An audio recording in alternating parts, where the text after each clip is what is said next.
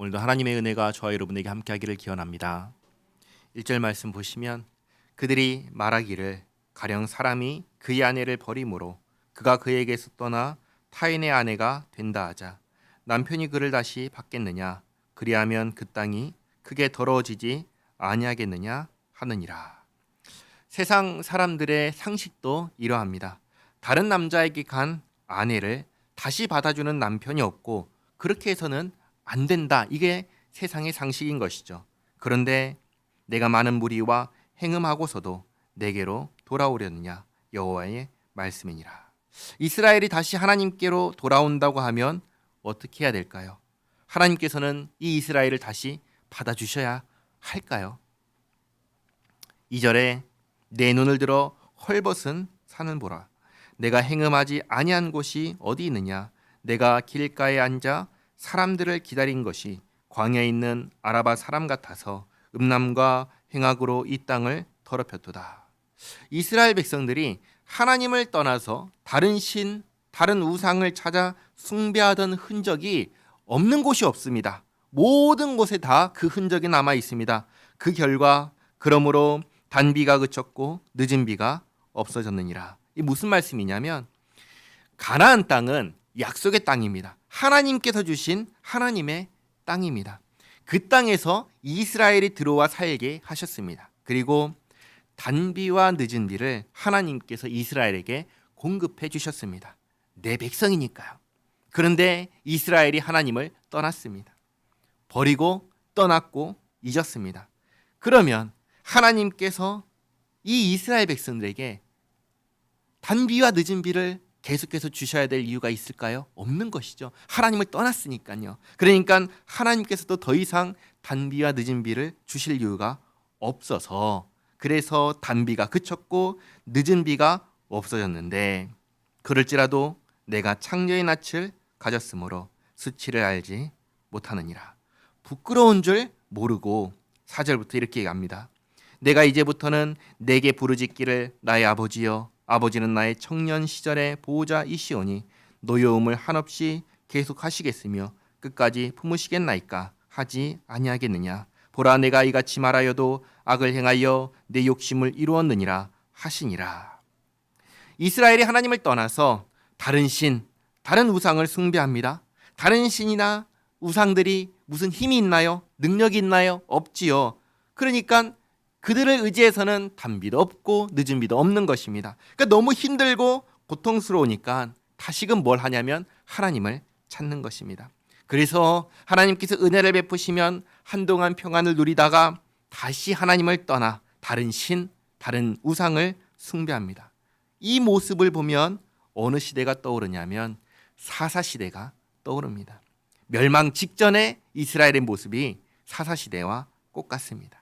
힘들면 하나님을 찾고 그래서 평안해지면 다시 다른 신을 찾아 갑니다. 부끄러운 줄 모르는 수치를 모르는 이스라엘의 모습입니다. 그런 이스라엘을 하나님께서는 어떻게 하셔야 할까요?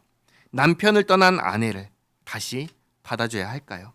1절에서 말한 것처럼 세상의 상식을 따르면 이건 말이 안 된다. 그것을 말씀하시죠.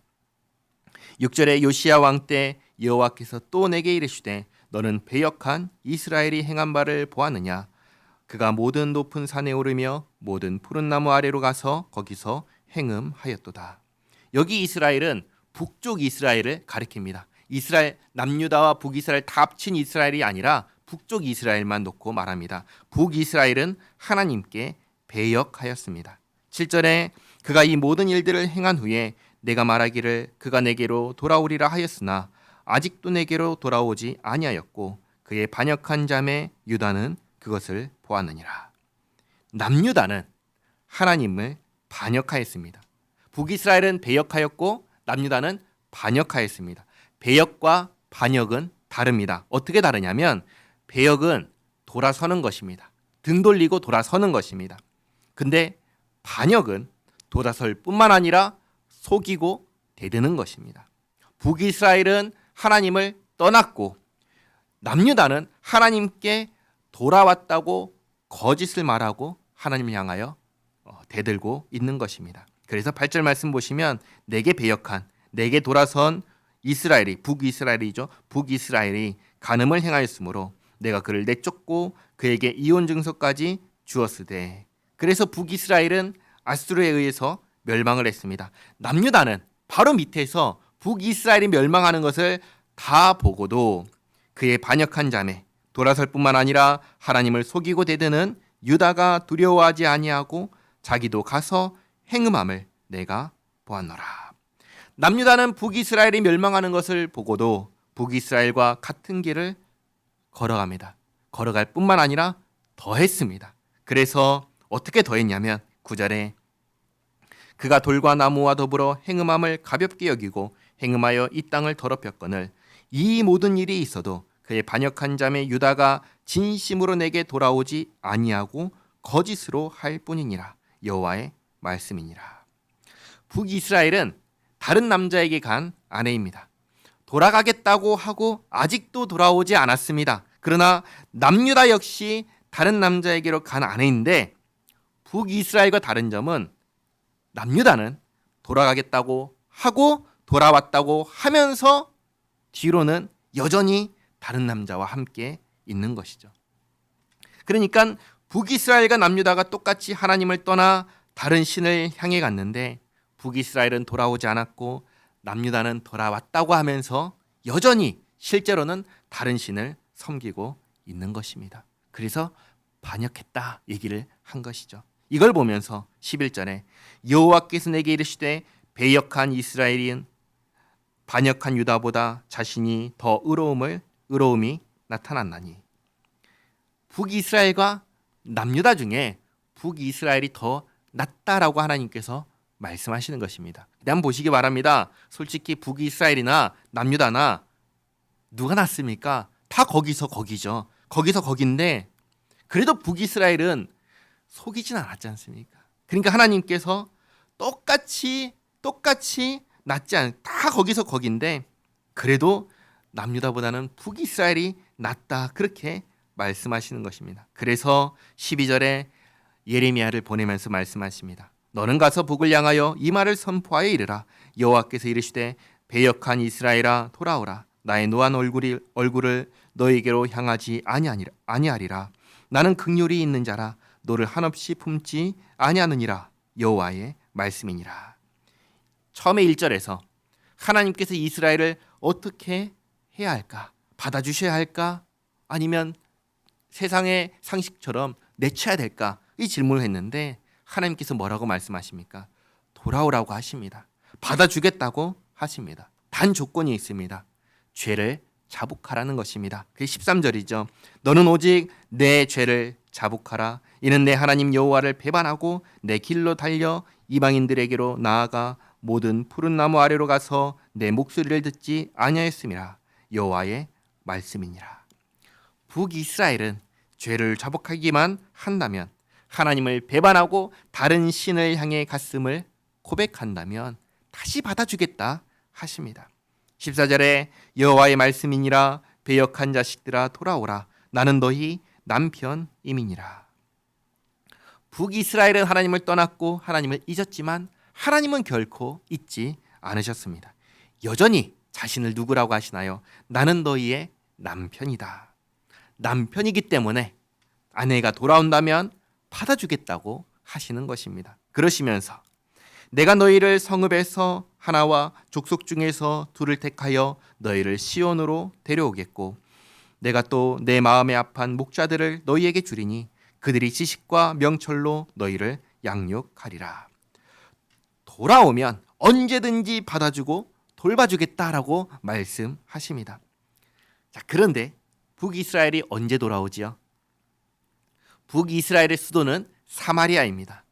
사마리아가 하나님께로 돌아온 때가 있습니다. 그게 언제죠? 바로 예수님께서 사마리아에 가셨을 때입니다. 그때 누굴 만났죠? 사마리아 여인을 만났습니다. 여인을 통하여 사마리아 사람들과 만나시고 이 사람들이 다 예수님을 그리스도로 영접했습니다. 그때 비로소 돌아왔습니다. 그때까지 이 말씀을 선포하시면서부터 그때까지 몇 년의 시간을 하나님을 떠나 있었습니까? 600년입니다. 600년. 600년이라는 이 기간 동안 하나님께서 남편으로서 자기를 버리고 떠난 아내를 기다리신 것입니다.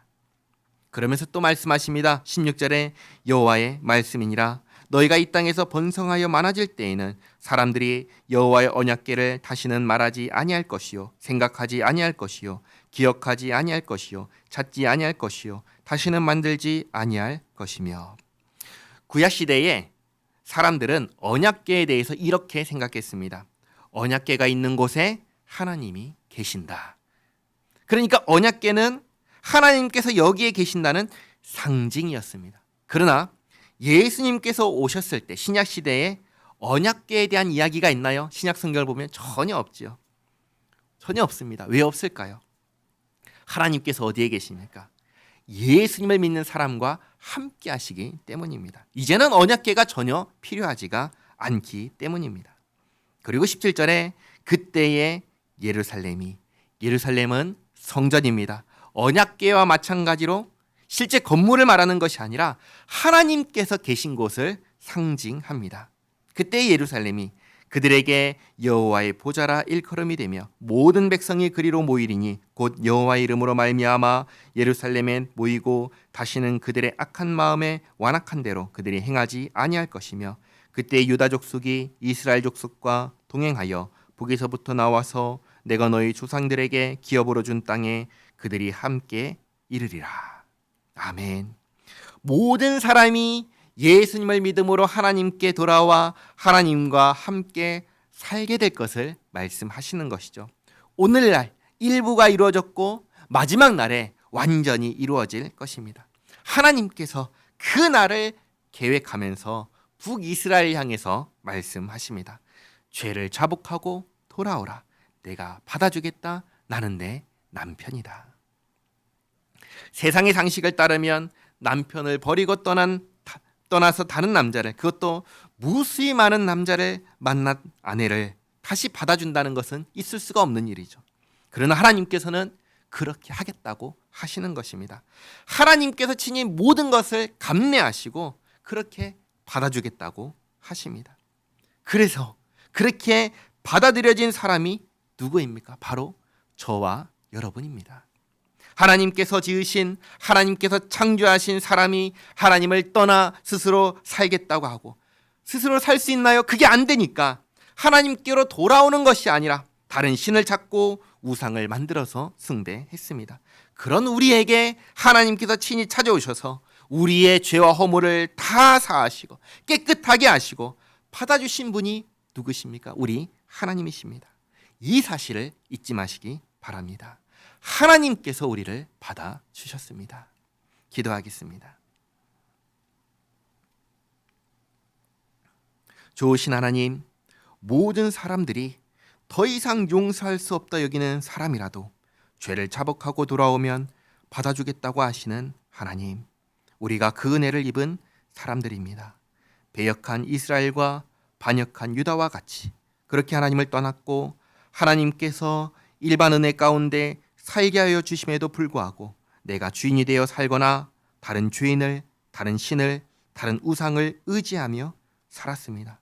그럼에도 불구하고 사랑하셔서 아들 예수님 안에서 붙잡으시고 되돌리시고 주님의 자녀로 주님과 함께 살게 하셨습니다. 감사합니다. 하나님, 이 은혜 가운데 항상 머물기를 원합니다. 하나님, 오늘의 삶도 사랑하시고 용서하시는 하나님의 은혜를 가슴에 품고 살고자 합니다. 하나님께 감사하며 하나님께서 기뻐하시는 삶을 살아내게 도와주시옵소서. 하나님, 오늘도 여러 가지 기도 제목을 가지고 주님 앞에 나온 성도의 기도를 들으시고 응답하여 주시옵소서. 또 우리 가운데 연약하여 치유와 회복이 필요한 성도를 주님 돌보아 주시옵소서. 예수님의 이름으로 기도하옵나이다. 아멘.